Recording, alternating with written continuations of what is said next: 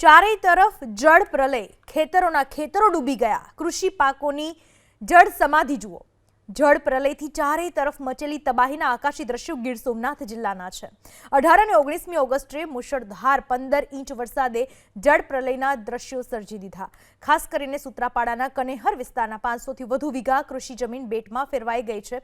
વરસાદ રોકાયાના 3 દિવસ વીતવા છતાં ખેતરો હજુ પણ પાણીથી લબાલબ ભરાયેલા છે।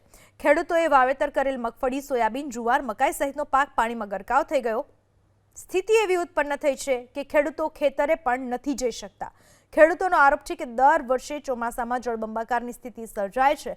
પ્રશાસન તરફથી વરસાદી પાણીના નિકાલની કોઈ જ વ્યવસ્થા કરવામાં આવતી નથી।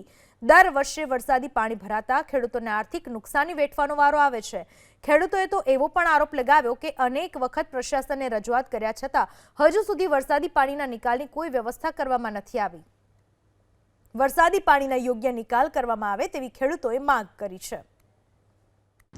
અને અહીં છેલ્લા 3 દિવસ પહેલા 17 ઇંચ વરસાદ થયો હતો 2 દિવસમાં, અને એના લીધે અત્યારે અહીં કોઈ પણ જાતનો કેનાલનો કે સાફ સફાઈ કરેલી નથી તંત્ર દ્વારા। કેટલા દિવસથી વરસાદ વિરામ લીધો એના ત્રીજો દી થાય છે, અને છાંટાછૂટી એવું ચાલુ છે, બાકી કોઈ વરસાદ એવો નથી।